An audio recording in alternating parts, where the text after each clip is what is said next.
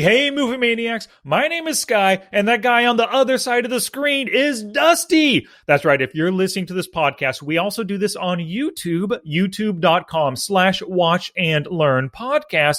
But anyway, Dust, last week we watched Top Secret, and you were thinking maybe The Naked Gun is a better representation of the comedy that Abrams and Zucker can do. How do you feel? Was this better than Top Secret?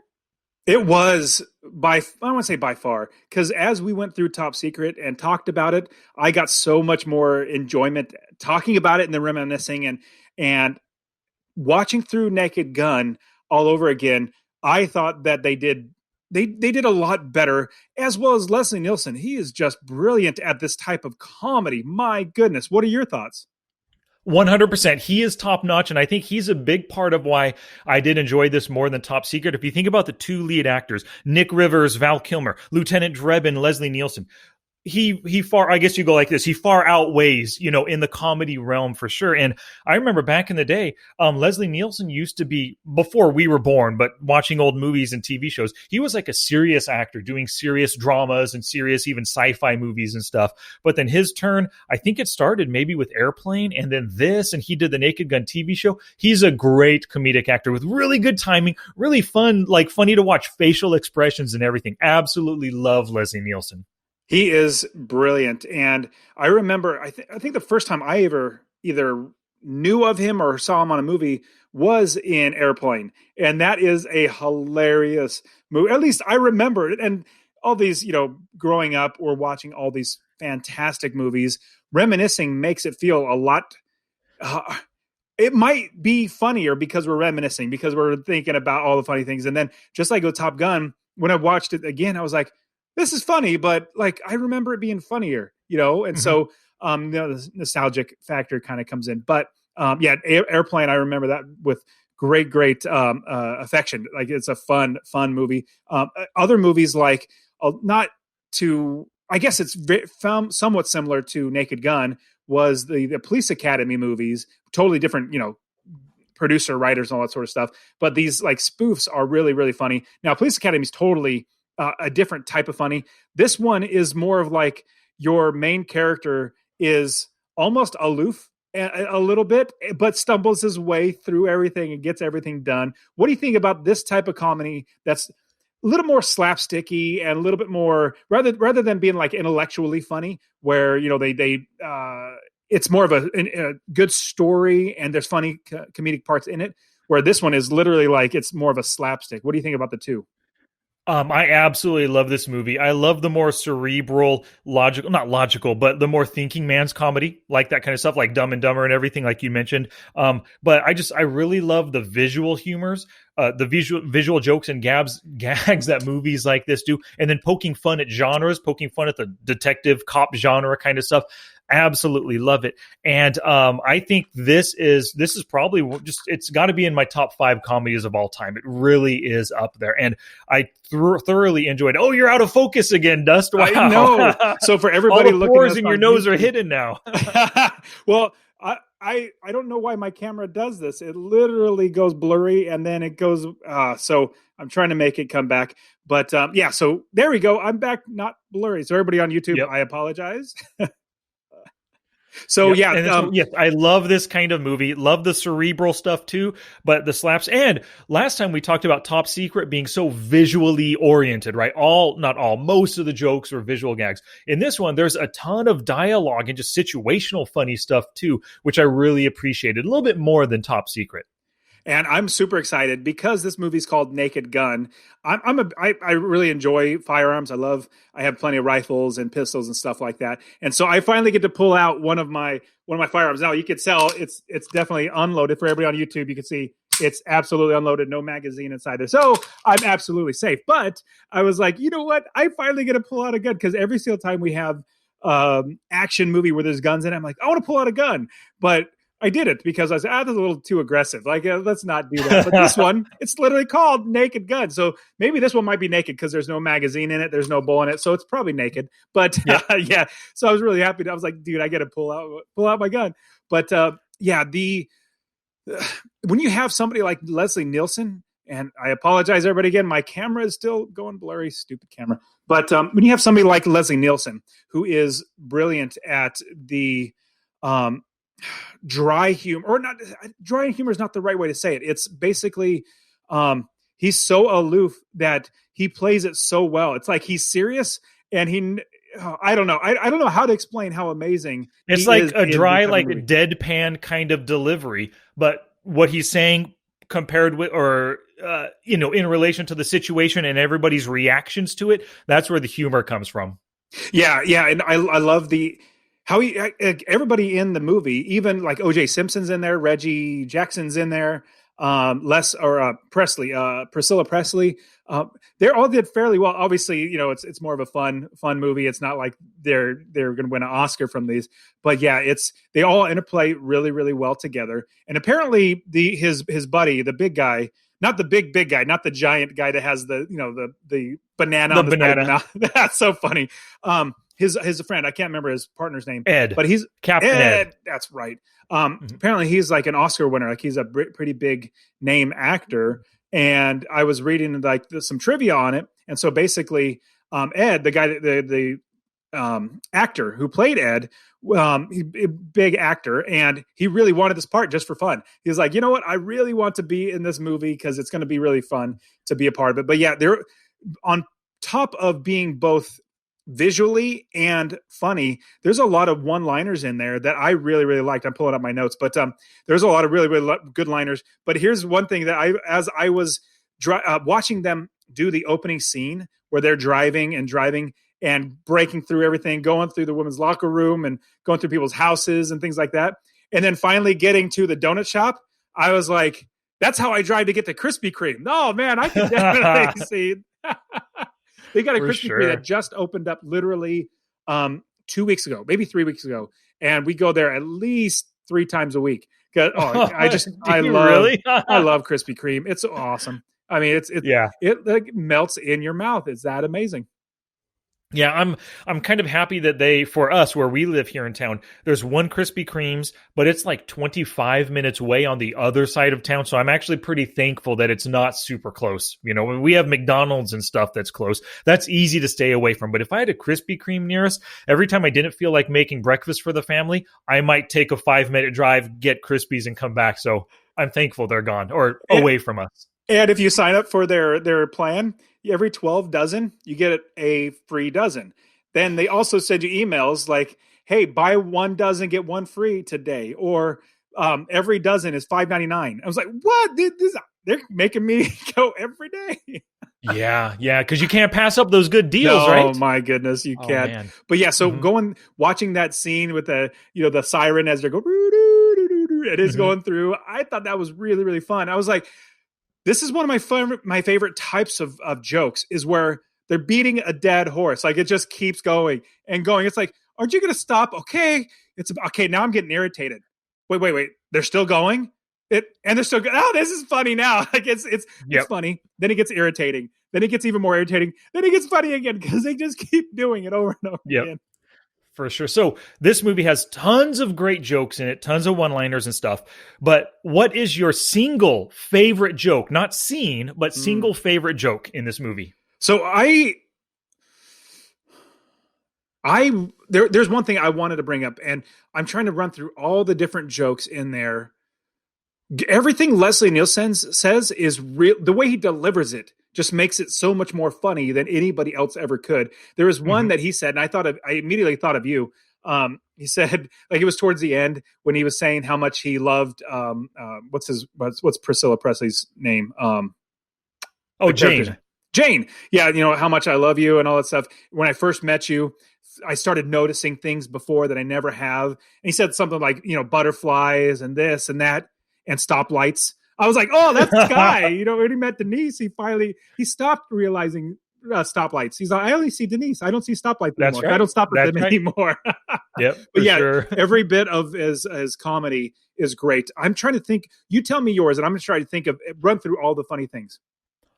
on the docks. He's trying to get information from that guy. He gives him a 20, and then the guy asks him a question back, and then he gets, and then he says, "Can you spot me a 20? Here you go. Oh, thanks." And then you give, that is the single best joke in the movie for me. I laugh at it every time. When I think about Naked Gun, I think about that scene, or that joke, I should say. That is a brilliant joke. When I saw that coming, or sorry, since obviously I've seen it before and I'm watching it again, I'm watching it and I'm seeing, oh, this is the time. And I completely forgot about this whole, like, can you spot me at 20? Like he reverses the roles. Like you're paying for information. And I don't know if I'm going to tell you. Oh yeah, I hope this is a jogging. That was brilliant. Yep. I like when one that for some reason sticks out in my head is when Priscilla Presley comes in and she's all telling him, "Hey, there's going to be this meeting here." He, to Frank, the main bad guy wants Montalban, Carlos. Yeah, Montalban. Ricardo Montalban. Ricardo.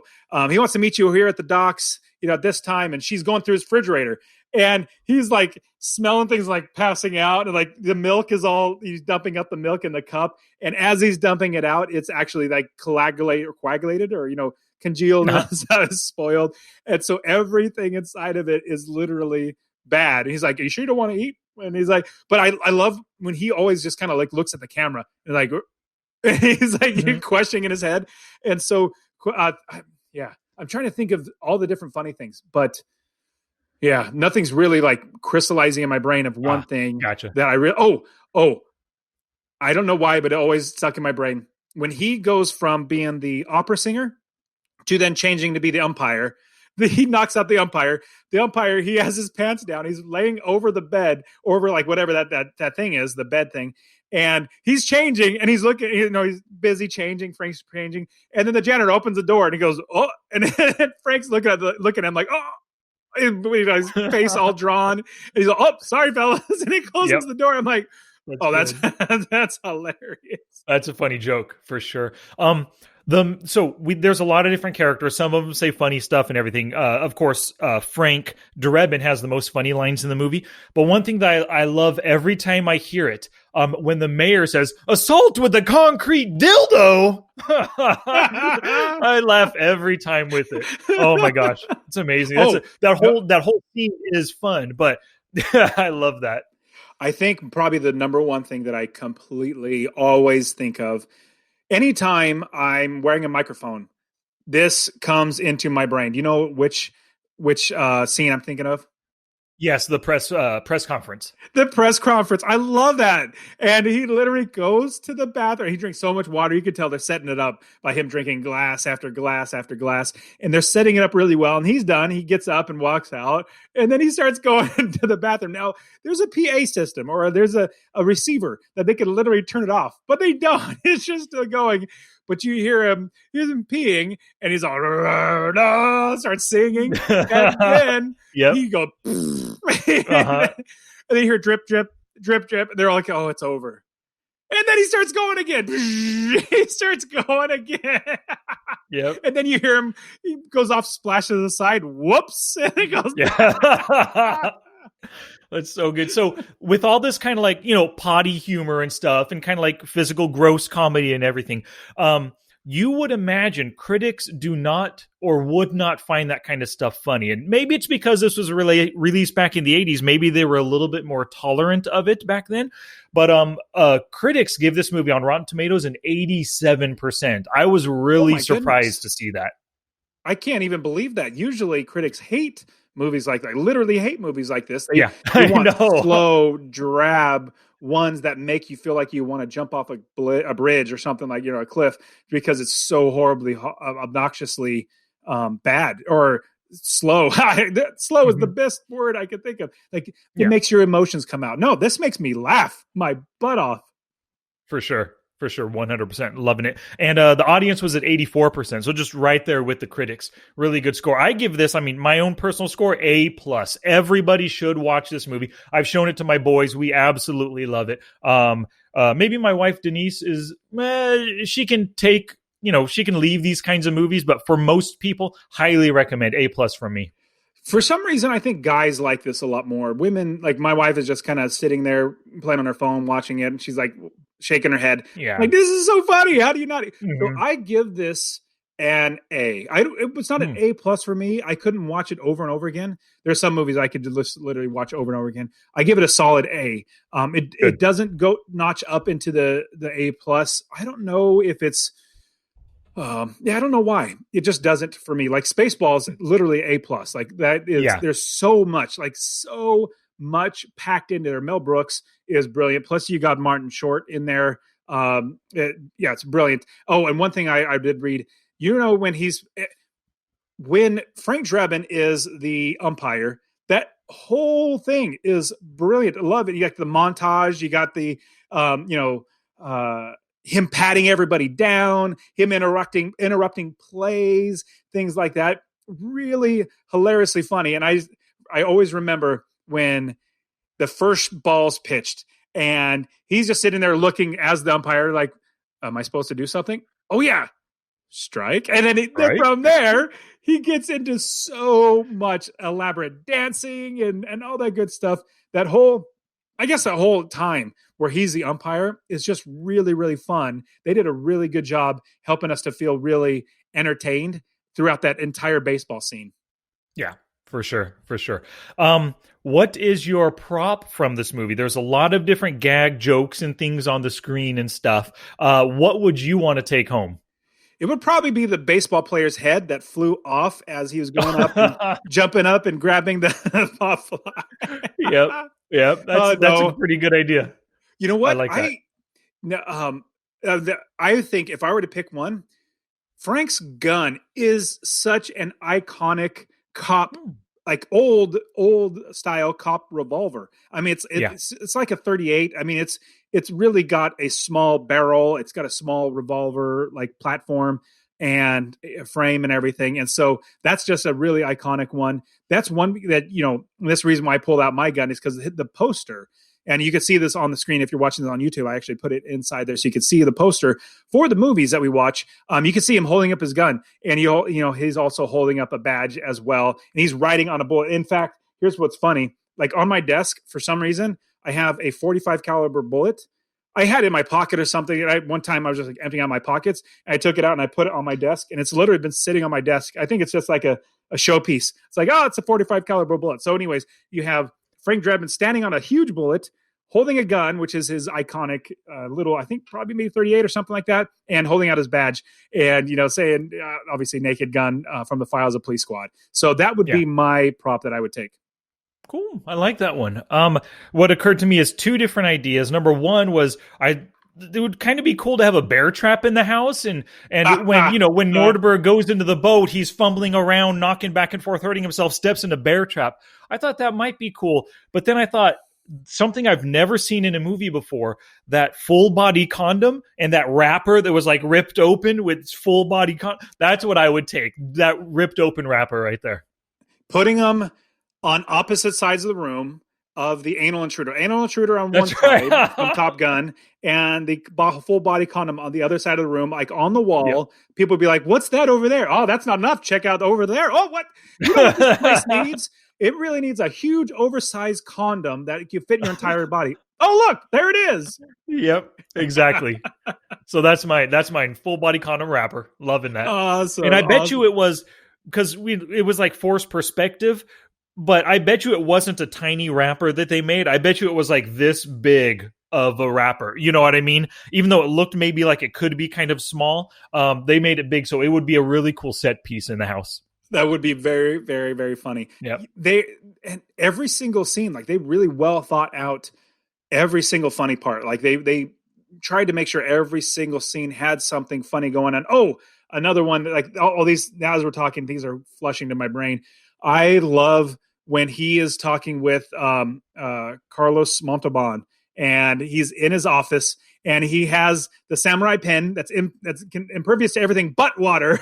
He flings it, and it flings into the water, into the aquarium. And then he has that Japanese fighting fish that's worth $20,000. So number one, the pen's in there, and he says it's priceless. So he has to Frank Drebin has to reach his hand into the aquarium. That that pen is impervious to everything but water. There you go. There's one. And then the fish attacks his hand. So he gets the pen, he gets the fish, and then he, trying to hide, stabs the fish behind his back and then pulls it out.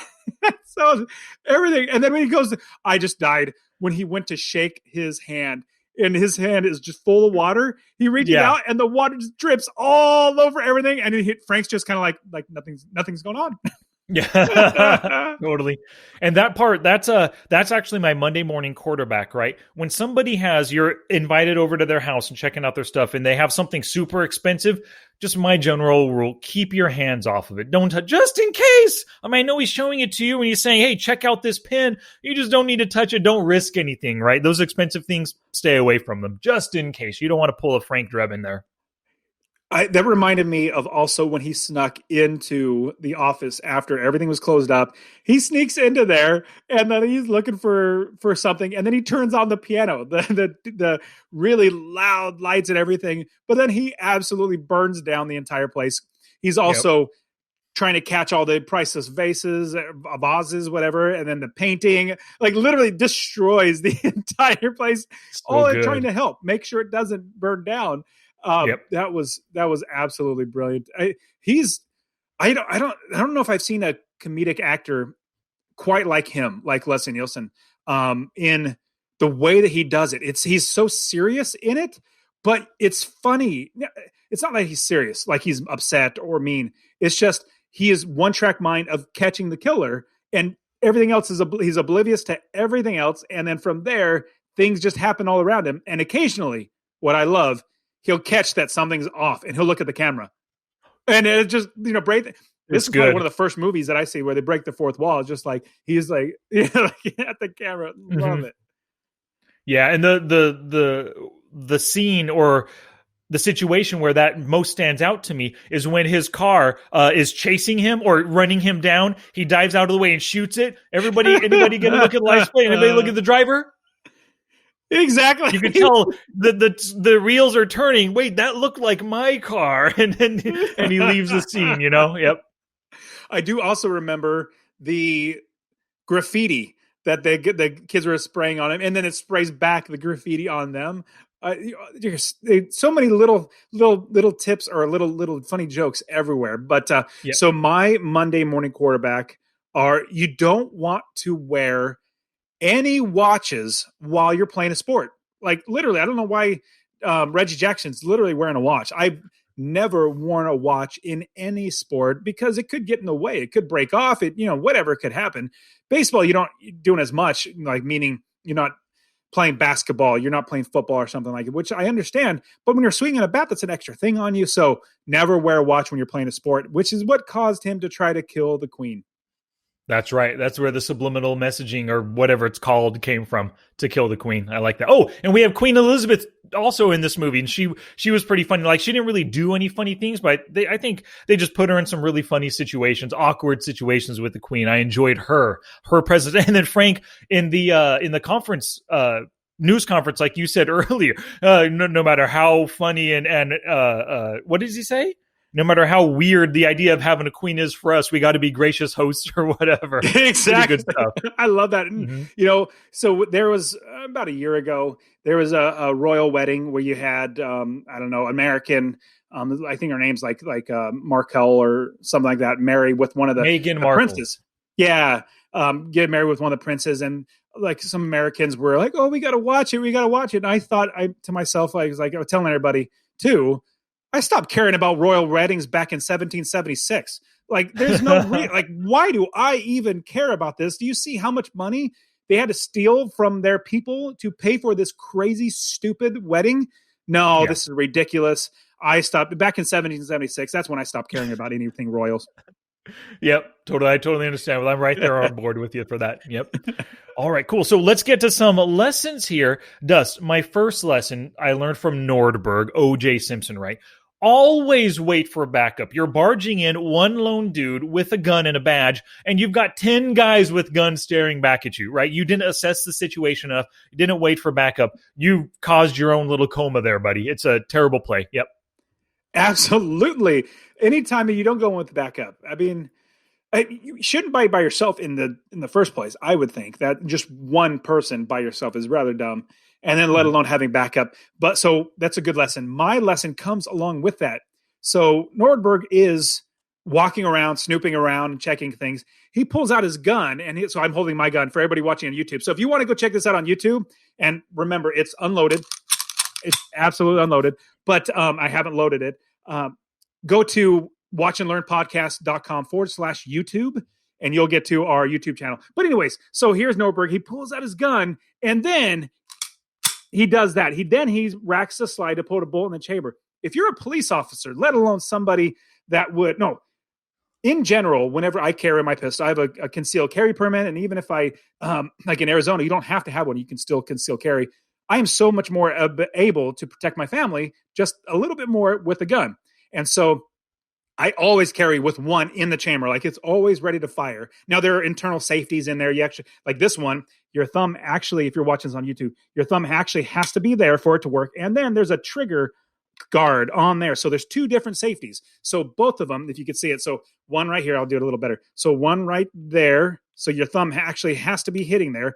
At the same time from there, this little tab, I don't know if you can see it. You can see it move a little bit. You can see it.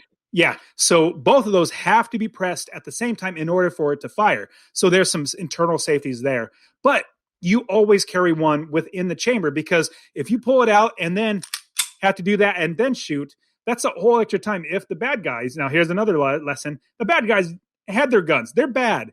They should have a bullet in the chamber. They all take their time, which is funny because they're waiting for him, and they pull out their guns. Then they do that. They rack one in the chamber, and then they're ready to shoot. But if you're a bad guy, especially a bad guy, you should always have one in the chamber, let alone if you're a police officer, you should not have to do that. Now for movies, I completely understand. It makes us, oh, there's a bullet in the chamber. But us, who are in the know, we would always like, man, I always assume there's one in the chamber, no matter what. That's the first rule of guns. It's always loaded and ready to fire. Yep, for sure. Watch and Learn podcast, helping criminals conduct their criminal activities. Keep one locked and loaded, people. Let me see here. My second lesson is disconnect the electronics when you're finished broadcasting. You already mentioned it, of course, going into the bathroom, display, or broadcasting to the world, you're peeing and farting and all that kind of stuff. But with today, how we're sequestered in our homes, kids are doing Zoom, people are doing Zoom meetings for work and stuff.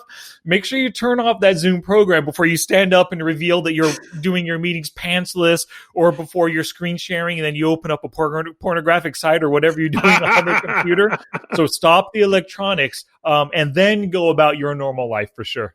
Absolutely. Be prepared. Think ahead. Think, oh man, this could actually, like if somebody saw this, and they possibly could because of all the ability to share all the time. So that's a great lesson. So for me, I go back to the scene where Frank opens up his refrigerator, gets milk, and gets all these spoiled items, and he almost faints. He almost passes out when he actually does. I think like he hits the ground and gets back up when he smells something.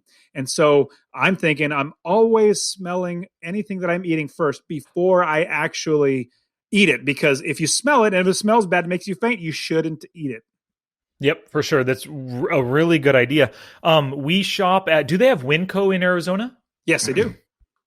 Sometimes at Winco, they have such good deals on things, but I think they have such good deals because they get things when they're almost expired, or maybe even possibly already expired, right?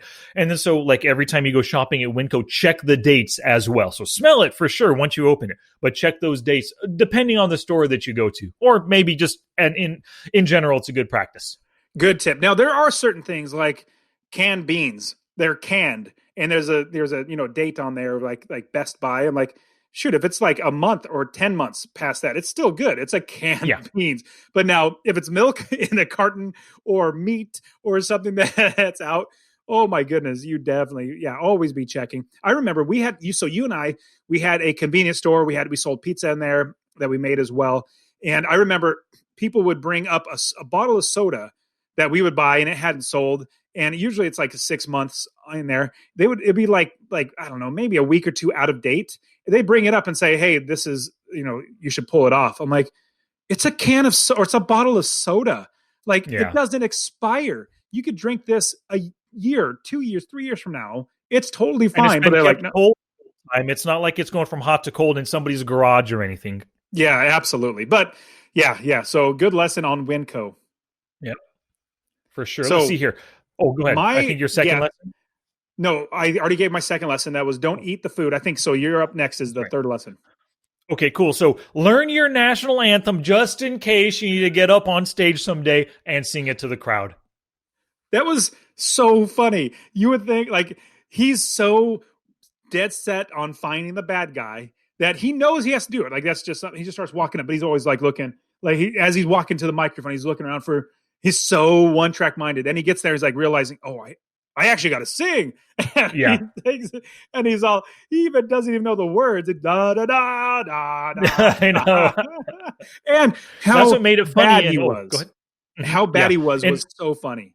It was. And I'm wondering if he actually did that in front of a whole stadium full of people, because it seemed, of course, it could have been faked. And, you have a camera on him with like 100 people behind him and he's up on screen. You can fake that kind of stuff. But what would have been funny, and I bet nerve wracking for him, is getting up in front of a stadium of people and singing crappy like that. That would be kind of, you'd feel a little bit foolish, but it's for the movie, but it'd be a foolish situation to be in, As funny and hilarious as he is, I can see him easily pulling it off. Kind of like Will Ferrell is somebody who literally, it seems like he has no inner sense of like, not shame, that's not the right word, but like embarrassment. Like he can literally be 100% embarrassed because it's hilarious. It's so hilarious. And he can keep playing it up and keep doing it until like the horse is dead and he's already beat it to pulp.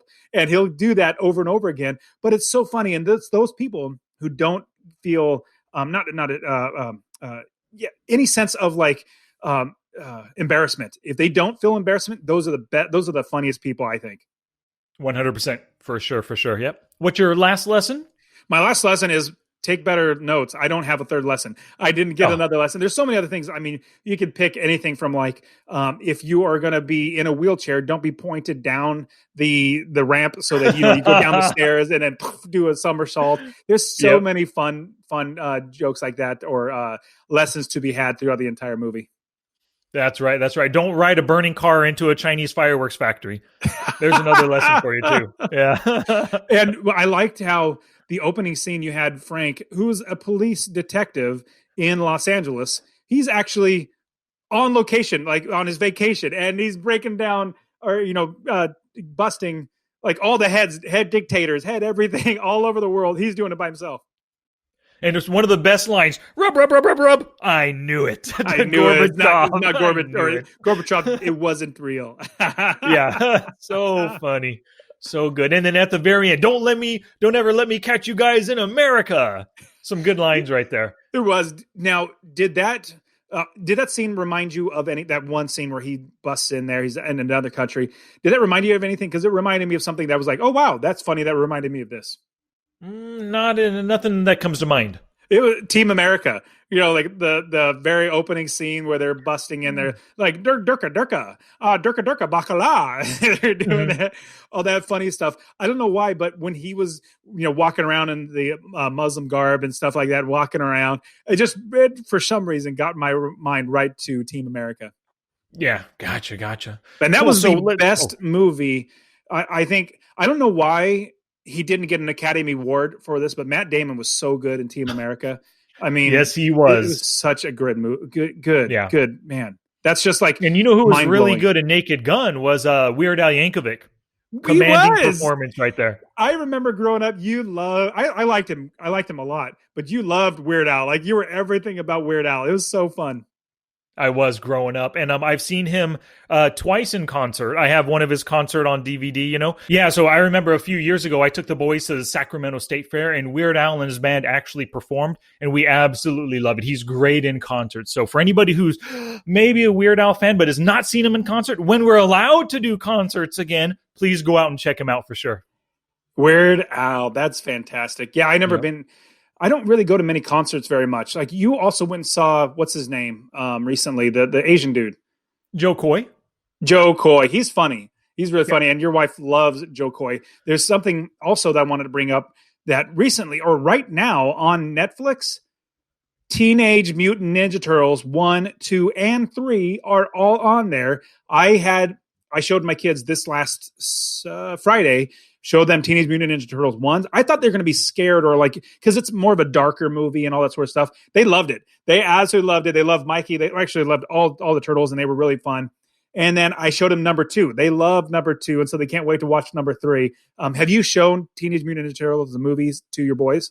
Just the first one. We haven't watched 2 or 3 yet. And they've seen the more recent live action Jerry Bruckheimer or Michael Bay, whoever, directed it. We've seen those ones as well. I didn't actually watch the most recent one. Were they any good? They're okay. There's a ton of action. There's a ton of action, but not the best story. It's a Michael Bay movie. So if you like that, it's worth watching. Goodness. Well, I remember watching the first Transformers, thinking that's pretty decent. Like, it's okay. I enjoyed it. Second one was like, okay, yeah, it's a Michael Bruckheimer or a Jerry Bruckheimer and Michael Bay movie. Definitely a Michael Bay movie. Are they like Transformers 48 now? Like they have loads and loads of them, but it wasn't the most recent one with like Bumblebee. It was the one before that. It was every single shot was the Michael Bay Armageddon type shot where it's like slow and like it's the Michael Bay type of shot, and I just got so tired of it over and over and over again. Like that's the whole movie was that. It was very little, if not any story at all. So it was really, really rough for me to watch that. So it might be rough for me to watch the Teenage Mutant Ninja Turtle one. Yeah, it might be, but it's, if your kids ever want to watch it, go ahead and check it out with them at least. And you can always just plop them down in front of the TV, watch 5 minutes. If you don't like it, bounce, but then they'll be absorbed by all the action and seeing giant turtles and a giant rat, Yeah. So have you seen that there are a few movies coming out that I've been really hesitating on watching the trailers. Have you seen any that are coming out that you're kind of like, oh man, there's a trailer, I want to watch it, but I shouldn't? No, I've trained myself. I don't want to watch trailers anymore. I've just stayed away from that entirely. I guess it's a habit now, staying away from trailers because no matter what, I don't want anything spoiled. So no, but what are you thinking? Like, what do you want to see? So there are many. Definitely, you have the Marvel movies that are coming out, like Black Widow and stuff like that. And I know that they are looking at like a Loki movie and things like that. So there's a lot of not just trailers, but also like fans are putting things together of what they're learning and other like big companies of what they're learning. So all that stuff I've been kind of like, oh man, I want to see that. But man, I'm missing going to the movies. It's been a while since we've been able to go to the movies. Yeah. It's so irritating. Mm-hmm. For sure. 100%. I would. I wanted to see, like, right before this whole thing happened, I was going to go see Bloodshot. Actually, I think you and I were going to do it in the podcast, like the very next week, or that weekend that it was released. And that was when they said, nope, no more movie theaters. You're closing down. Man, what bad timing. Like, you couldn't stop and not release it. You already released it. Maybe they might do a re-release of something, but shoot, that just kills your sales. Yep, 100%. All right, Dust. So anything that we have failed to mention? No, that's what I got. Okay, cool beans. So this movie was your choice, and we've done quite a few comedies in the very recent past, older comedies and stuff. So I wanted to do something that it's not a comedy, it's a drama, but there's a lot of action in it. And you and I have talked about in the past. You've never seen it, but I absolutely love it. I think there's probably a lot of lessons we can take away from it. It's a movie called Green Street Hooligans. Okay, I never heard of it. Okay. Yeah, so it has Elijah Wood, and Charlie Hunnam is a soccer or a football hooligan over there in the UK, right? They take their soccer or their football super serious. There are gangs of teens who love this team and love that team. And when those two teams are playing against each other this weekend, the night before or the day of, the hooligans get into brawls and actually do a lot of fighting. So you're going to see fighting in England over, between soccer fans, I guess you should say. And it's just a really good movie. And I think we can learn a lot from it. So that's what we're going to learn from next week. Green Street Hooligans. Okay, Green Street Hooligans. So I'm going to warn you, I've already picked out my next movie. I know exactly which one it is. I'm super excited to do this one. So be ready for a fun, we're going to get a lot of bullets flying. Oh, nice. Oh, Dusty chose a little teaser. Face Off. John Travolta. That does have a lot of bullets flying, though, in that movie, though. That sure does. That sure does. Mm-hmm. Yeah. Cool beans. So anybody or everybody, thank you so much for listening. We appreciate your ears and your eyeballs if you're watching on YouTube.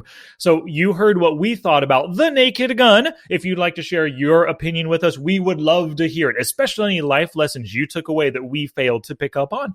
So go to the show notes page, watchandlearnpodcast.com/naked gun. Just one word, naked gun at the end, and leave a comment there. All righty. Once again, my name was Sky. And I'm Dusty. And we will return next week with Green Street Hooligans.